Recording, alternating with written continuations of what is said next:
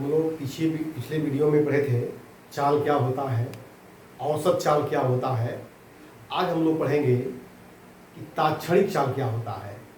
जब वस्तु समान वेग से चलती है तो सिंपल फार्मूला लगाते हैं, चाल बराबर दूरी बटे समय। जब वस्तु असमान चाल से चलती है तो उसका औसत चाल निकालते हैं। औसत चाल, अगर हमको असमान चाल से चलती हुई वस्तु का किसी पर्टिकुलर टाइम पर चाल निकालना हो तो उसे बोलते हैं तात्क्षणिक चाल। क्या होती है देखिए, तात्क्षणिक चाल, तत्कालिक चाल, इंस्टेंटेनियस स्पीड क्या होती है। असमान चाल से गतिमान वस्तु की किसी विशेष क्षण पर चाल तात्क्षणिक चाल कहलाती है। किसी विशेष क्षण पर, बिल्कुल क्षणिक होता है, पॉइंटली होता है। जैसे आप गाड़ी चलाते हैं और गाड़ी में देखते हैं स्पीडोमीटर में हमारी स्पीड क्या है, वो स्पीडोमीटर में जो स्पीड देखते हैं, चाल देखते हैं, वह तात्क्षणिक चाल होती है। यदि गतिमान वस्तु अत्यंत सूक्ष्म समय अंतराल delta T tends to zero में, अब delta T tends to zero क्या होता है देखिए, delta T tends tends to zero, नया वर्ड है आपके लिए, इसको पढ़ते हैं delta T tends to zero. ये डेल्टा टी की जो टेंडेंसी है, टेंडेंसी का मतलब होता है झुकाव। इसकी जो वैल्यू है, इसका झुकाव है वो जीरो की तरफ है। एक्चुअली जीरो है नहीं है, इसकी वैल्यू हो सकती है 0.0000001। तो delta T tends to zero का मतलब होता है कि इसका झुकाव, इसकी टेंडेंसी किधर है, जीरो की तरफ है। अगर कहीं लिखा हो डेल्टा टी टेंस टू 1, इसका मतलब इसकी वैल्यू एक नहीं है, इसका झुकाव एक है। हो सकता है कि 0.9999999 ऐसा हो, या हो सकता है 1.000000001 हो, ये भी हो सकता है। यानी सब मिला करके टेंडेंसी जो होती है, ये डेल्टा टी टाइम्स 2 के बाद आगे जो संख्या लिखा होता है वह उसका झुकाव माना जाता है। तो लिखा गया है यहाँ पर delta T tends to zero में, बिल्कुल क्षणिक टाइम में डेल्टा यस दूरी तय करती है, तब वस्तु का तात्क्षणिक चाल ऐसे लिखते हैं, v is equal to limit delta T tends to zero delta S upon delta T. इसको लिखते हैं ऐसे ds अपॉन dt। इसे क्या पढ़ेंगे, ds अपॉन dt। इसको बोलते हैं तात्क्षणिक चाल। तात्क्षणिक चाल v equal to limit delta, यानी डेल्टा टी की लिमिट क्या ली गई है, जीरो ली गई है, यानी इसकी टेंडेंसी जीरो है। Delta S upon delta T, ये लिखने का तरीका है तात्क्षणिक चाल, is equal to ds upon dt। यहाँ लिखेंगे तात्क्षणिक चाल का फार्मूला हो गया ds अपॉन dt। इसे बोलते हैं तात्क्षणिक चाल। अब ds बटे dt क्या है देखिए, कैलकुलस में होता है, अभी पढ़े नहीं होंगे आप लोग, अवकलन गुणांक, डिफरेंशियल कोफिशिएंट, अवकलन गुणांक। यह समय यस का t के सापेक्ष और ds बटे dt दूरी यस का समय t के सापेक्ष अवकलन गुणांक है। अवकलन गुणांक डिफरेंशियल कोएफिशिएंट है। तो करिए v बराबर ds अपॉन dt। वाहन में स्पीडोमीटर द्वारा तात्क्षणिक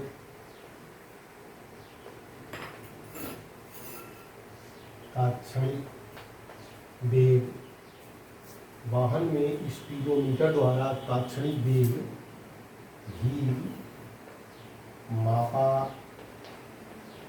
जाता है। अब v बराबर ds बटे dt कैसे निकालते हैं, ये आपको हम जब तात्क्षणिक वेग बताएंगे उस समय तात्क्षणिक चाल और तात्क्षणिक वेग दोनों को निकालने का तरीका एक ही है, वहाँ पर आपको बताया जाएगा कि तात्क्षणिक वेग की वैल्यू कैसे निकालते हैं या तात्क्षणिक चाल की वैल्यू कैसे निकालते हैं। अब देखते हैं वेग किसे कहते हैं। वेग, वेलोसिटी, वेलोसिटी क्या होती है? किसी वस्तु द्वारा एकांक समय में तय किए गए विस्थापन को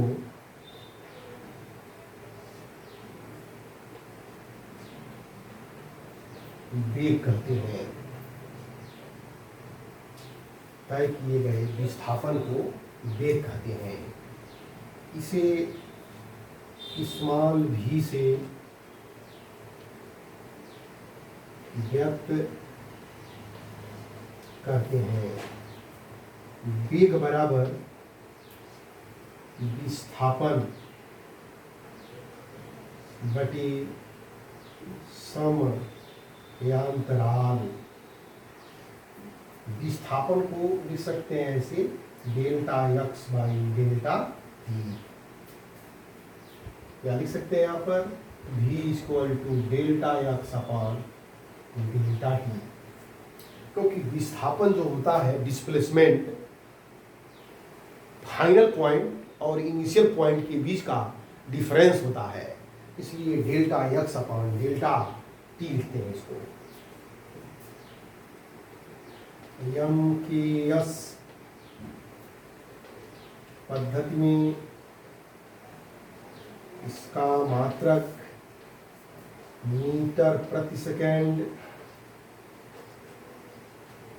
तथा लीमी सूत्र एल टी पर -1 होता है। यह एक सदिश राशि है। सदिश, अदिश और सदिश अगले चैप्टर में बताया जाएगा क्या होता है। इसमें मैग्नीट्यूड भी होता है और डायरेक्शन भी होता है सदिश राशि में। वेग को दो पार्ट में डिवाइड किया गया है, समान वेग और असमान वेग। समान वेग का मतलब ये होता है, यदि कोई वस्तु समान समय अंतराल में समान विस्थापन तय करता है, चाहे वह समय अंतराल कितना हो, सूक्ष्म क्यों न हो, अगर समान समय अंतराल में समान डिस्प्लेसमेंट तय करता है, विस्थापन तय करता है, तो उसे कहते हैं समान वेग। और समान वेग बराबर ये फार्मूला लगाते हैं, v बराबर delta x upon delta t। इस समान वेग के लिए है।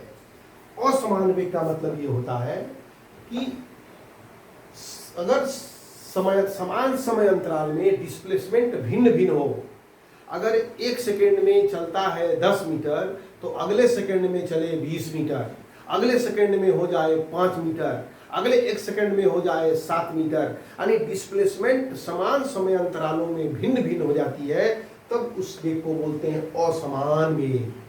असमान वेग को दो पार्ट में बांटा गया है, दो पार्ट में।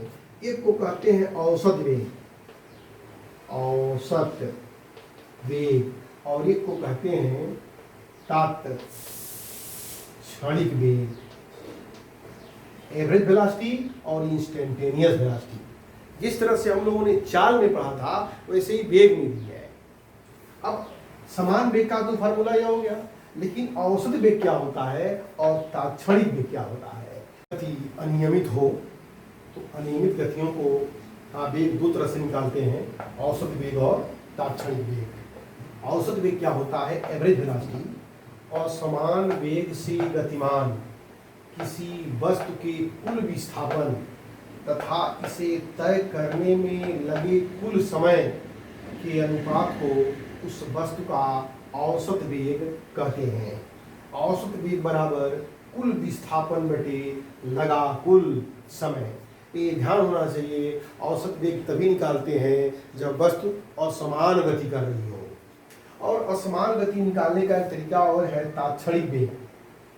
तात्क्षणिक वेग क्या होता है? Instantaneous velocity. यदि असमान वेग से गतिमान वस्तु अत्यंत सूक्ष्म समय अंतराल डेल्टा टी, यानी डेल्टा टी टेंड्स टू 0 में विस्थापन डेल्टा एक्स हो, तब वस्तु का तात्क्षणिक वेग v is equal to limit delta T tends to 0 delta X by delta T equal to D X बटे डी टी, जहाँ डी एक्स बटे डी टी विस्थापन एक्स का समय टी के सापेक्ष अवकलन गुणांक है।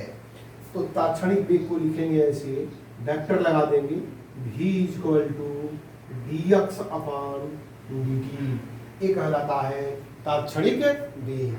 अब तात्क्षणिक वेग को हम डिटेल में पढ़ेंगे, ये dx बटे dt या तात्क्षणिक चाल में ds बटे dt कैसे निकालते हैं, कि तात्क्षणिक वेग कैसे निकालते हैं।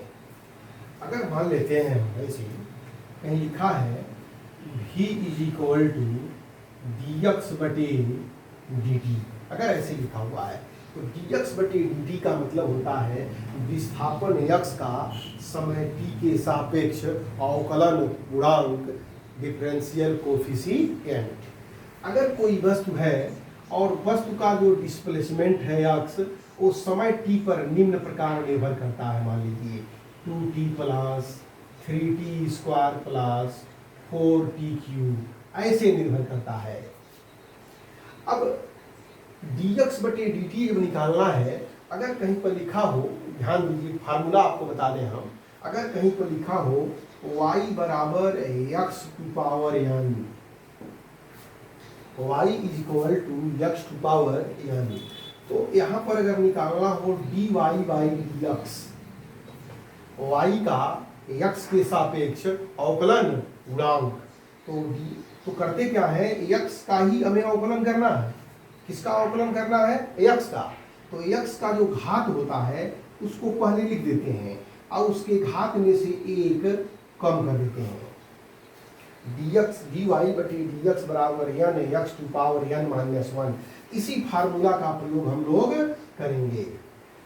अगर ऐसे समझिए, पहले समझिए आप इस बात को, फिर आते हैं न्यूमेरिकल पर। अगर मान लीजिए लिखा हुआ है y is equal to 3x cube, ऐसे लिखा हुआ है। अगर हमें निकालना है dy बाई dx, तो ये कांस्टेंट से कोई मतलब नहीं है, कांस्टेंट ऐसे ही रहेगा। ये x क्यू का हमें अवकलन करना है, x क्यू का करना है, तो x टू पावर n का क्या होता है, n x के पावर n माइनस 1, तो इसका पावर 3 है, ये 3 तो पहले से है, यह पावर को यहाँ लाएंगे, इस पावर में से एक कम कर देंगे, स्क्वायर हो गया, और 3 में 3 का गुणा करेंगे तो 9x स्क्वायर। यानी इसको अगर डायरेक्ट अवकलन करना है तो इसका यहाँ पर गुणा करते हैं, यहाँ गुणा हो जाएगा 9, और इसमें से एक घात कम हो जाएगा x स्क्वायर। अभी नहीं समझ में आया, एक एग्जाम्पल और देखिए। अगर कहीं पर लिखा हुआ हो ऐसे, मान लीजिए यस बराबर, अरे y था या यस मान लेते हैं, यस बराबर 5t टू पावर 4, ऐसे लिखा हुआ है 5t टू पावर 4। तो अगर निकालना हो यहाँ पर ds बटे dt, क्या निकलेगा, ds बटे, यहाँ y है यहाँ x है, तो dy बाई dx निकला। यहाँ निकालना है ds बटे dt, तो 4 का गुणा यहाँ 5 में करिए, 5 चौको 20, और t पर कई घाते कम कर दीजिए, ये निकल गया ds बटे dt। और देखिए एग्जाम्पल और देखिए आप, अगर कहीं पर लिखा हुआ है, मान लीजिए कि z is equal to ax square plus bx cube plus cx to power 5, ऐसे लिखा हो। अगर हमें निकालना है dz बटे dx, तो a b c कांस्टेंट है, वेरिएबल कौन है, या नीचे वाला बताएगा कि किसके सापेक्ष अवकलन करना है, x का करना है। एक कांस्टेंट है, 2 का i में गुणा होगा 2a, x में एक पावर कम हो जाएगा, x हो गया। 3 का b में गुणा होगा 3b, x पर एक घात कम हो जाएगा 5c x टू पावर 4। शायद अब आपको याद आ गया होगा, अगर याद आ गया है, अगर आप समझ गए इस बात को, तो फिर आगे हम लोग बढ़ते हैं। देखिए कैसे, अगर कोई समीकरण ऐसे दिया हुआ है इस तरह का, x is equal to 2t plus 3t square plus 4t cube, तो तो अगर हमें निकालना हो dx बटे dt, यहाँ क्या निकलेगा dx बटे dt। तो यहाँ पर घात 1 है, 1 का जब 2 में गुणा करेंगे तो 2 होगा, और एक घात में से 1 कम करेंगे तो t के पावर 0 हो जाएगा, और t के पावर 0 क्या हो जाएगा 1 हो जाएगा, और 1 का जब 2 में गुणा करेंगे तो क्या रहेगा 2 रहेगा, प्लस इस 2 का 3 में मल्टीप्लाई करेंगे तो 6 हो जाएगा, और t पर 2 में से 1 घटाएंगे तो यहाँ पर क्या बचेगा 1 लिखते नहीं है, प्लस 3 का 4 में मल्टीप्लाई करेंगे तो 12 होगा, और t पर क्या घात हो जाएगा 2 घात हो जाएगा, ये निकल गया dx बटे dt। अब dx बटे dt क्या कहलाता है v, तो कह सकते हैं v is equal to 2 plus 6t plus 12t square, ये वेलोसिटी हो गई। अगर कह दे कि t बराबर 1 सेकेंड पर वेग कितना होगा, ये तात्क्षणिक वेग है, एक पर्टिकुलर टाइम पर निकाला जाता है, तो t बराबर अगर पूछ दे 1 सेकेंड पर वेग कितना होगा, तो जहां जहां t है वहां क्या लिख देंगे 1, तब यह हो गया v is equal to 2 plus 6 into 1 plus 12 into 1 का स्क्वायर, तब यह हो गया v बराबर 2 प्लस 6 प्लस 12, या v इक्वल टू 12 6 18 2 20 मीटर प्रति सेकेंड। ये आंसर हो गया। आसान है, ऐसा नहीं है कि आप नहीं कर पाएंगे।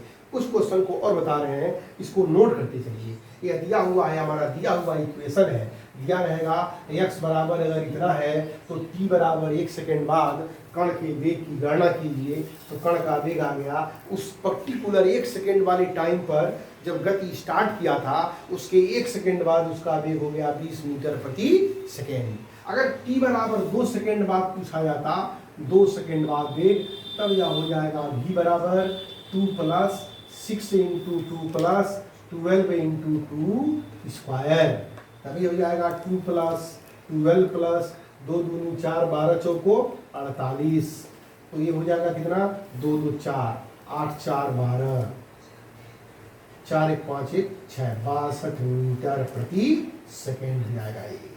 तो इस तरह से 3 सेकेंड पर 4 सेकेंड पर 5 सेकेंड पर जब भी पूछे आप निकाल सकते हैं। जैसे एक क्वेश्चन और देखिए, जो क्वेश्चन आपसे पूछा जाता है उस क्वेश्चन की बात मैं कर रहा हूं। एक क्वेश्चन आप स्वयं नोट करिए। गति करते हुए किसी कण का विस्थापन समय समीकरण x बराबर 5pq plus 2p square plus 7 है, जहाँ x मीटर में t सेकेंड में है, t बराबर 2 सेकेंड पर कण के वेग की गणना कीजिए। एक क्वेश्चन हमारा है, तो देखिए दिया हुआ है x is equal to 5pq plus 2t square plus 7, ऐसे दिया हुआ है। हमें वेग निकालना है, तो वेग का फार्मूला होता है dx बटे dt, velocity v equal to होता है dx बटे dt, और dx बटे dt जब निकालेंगे तो 3 का गुणा 5 में होगा 15, t पर कै घात 2 घात, प्लस 2 दूनी 4 और t, और जब कांस्टेंट आता है तो इसका अवकलन शून्य होता है। 2 4 6 8 10 15 20 अकेला अगर हो, उसमें वेरिएबल न हो, तो उसका अवकलन क्या होता है शून्य होता है। अब निकालना है t बराबर कै सेकेंड बाद 2 सेकेंड बाद, t बराबर 2 सेकेंड पर। v बराबर देखिए क्या हो जाएगा, v बराबर 15 गुणे 2 का स्क्वायर प्लस 4 इंटू 2, तो v इक्वल टू 2 दूनी 4, 15 चौक को 60 धन 8, तो v बराबर हो गया 68 मीटर प्रति सेकेंड। आप कुछ क्वेश्चन को हल करेंगे। गत करते हुए कण का विस्थापन समय समीकरण से कण का वेग ज्ञात कीजिए। यहाँ पर लिखा हुआ है, देखिए x बराबर -15 T square minus 20 T plus T 30 T बराबर 0 सेकेंड पर x बराबर T to power 3 minus 60 square plus 3t plus 4 T बराबर 1 सेकेंड पर x बराबर 2t square plus 8 under root T है माइनस 7 टी बराबर 4 सेकेंड पर और x is equal to 5 T cube minus 2t square plus 16 upon under root T. या T बराबर निकालिए आप 4 सेकेंड पर 4 सेकेंड पर निकालिए। अब थोड़ा समझा दें आपको, ये अंडर रूट टी है तो अंडर रूट टी का मतलब होता है टी के पावर 1/2 और इसका अवकलन जब करेंगे तो 1/2 और टी के पावर 1/2 माइनस 1 तो यह हो जाएगा 1/2 टी के पावर माइनस 1/2। अवकलन करने का तरीका बता रहे हैं। ये 1 अपान अंडर रूट टी है तो 1 अपान अंडर रूट टी है, ऊपर जाएगा तो टी के पावर हो जाएगा माइनस 1/2 और इसका अवकलन हो जाएगा माइनस 1/2 और टी के पावर माइनस 1/2 माइनस 1/2 टी के पावर माइनस 3/2 या लिख सकते हैं माइनस 1/2 टी के पावर 3/2 ऐसे मिल जाएगा। ये आपको हिंट के लिए हमने बता दिया है, इसको आप सॉल्व करिए।